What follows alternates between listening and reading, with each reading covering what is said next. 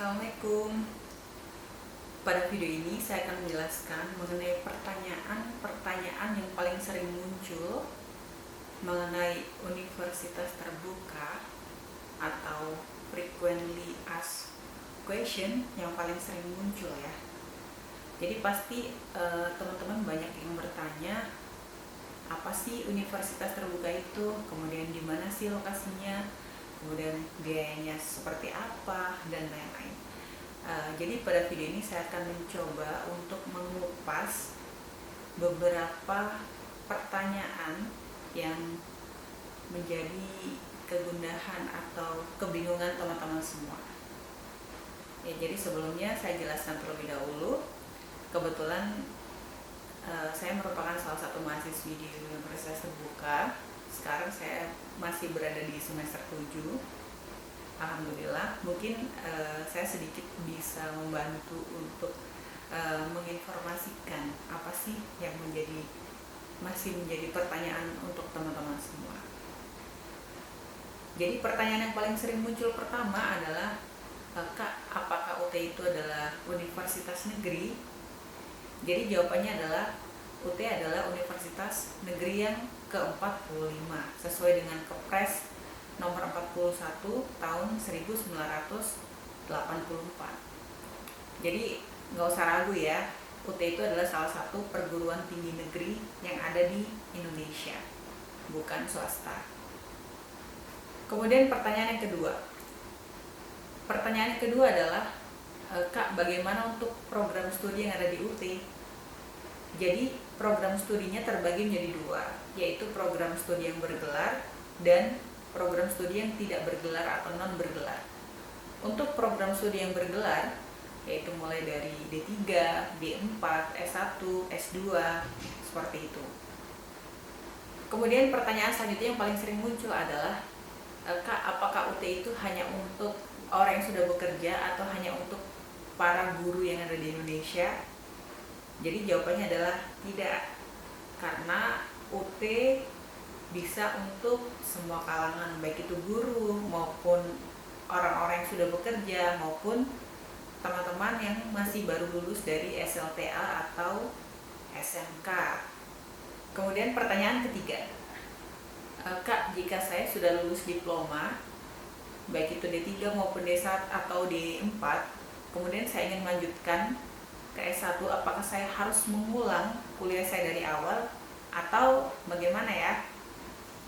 Jadi jawabannya adalah teman-teman tidak perlu mengulang lagi untuk kuliah dari awal, tapi teman-teman cukup untuk mengajukan alih kredit ke UT, di mana teman-teman harus mengajukan mata kuliah apa saja yang sudah pernah diambil atau ditempuh pada masa perkuliahan sebelumnya, sehingga tidak mengulang mata kuliah tersebut dan akan mengurangi jumlah mata kuliah maupun SKS yang harus diambil pada mata kuliah yang akan diambil di UT.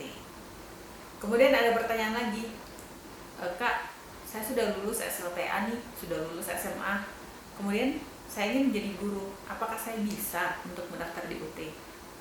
Jadi jawabannya adalah tidak bisa, karena untuk pendidikan keguruan yang ada di UT itu hanya dikhususkan untuk tenaga pendidik atau para guru.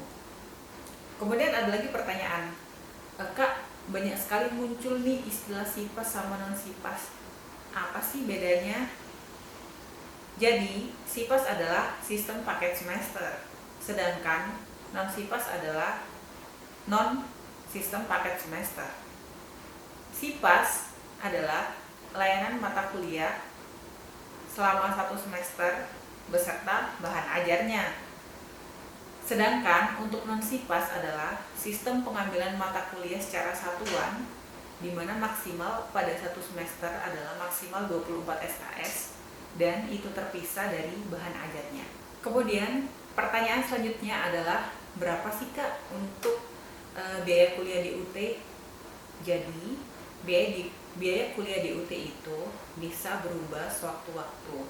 Kalian bisa mengeceknya di halout.ac.id. Di situ teman-teman bisa mengetahui atau melihat berapa biaya-biaya yang diperlukan untuk berkuliah di UT. Tapi saya mencoba bantu merangkumkan dan memberikan informasi mengenai biaya untuk kuliah di UT per hari ini, tanggal 25 April 2022. Jadi, untuk program SIPAS, biaya kuliahnya adalah mulai dari Rp1.300.000 sampai dengan Rp2.500.000. Kemudian untuk yang non SIPAS, biayanya adalah Rp38.000 sampai dengan Rp75.000 per SKS. Jadi seperti yang saya jelaskan di awal tadi, kalau untuk SIPAS itu sudah terpaket, sudah tersistem, sudah terjadwal setiap semesternya, sudah ada jadwalnya mata kuliah apa saja, kemudian berapa SKS, include bahan ajarnya. Tetapi kalau untuk yang non SIPAS, kita bisa memilih mata kuliah apa yang ingin kita ambil pada satu semester tersebut secara satuan, di mana maksimal untuk pengambilan mata kuliah adalah 24 SKS setiap semesternya. Ya, jadi biaya-biaya itu tadi adalah biaya untuk diploma atau untuk S1.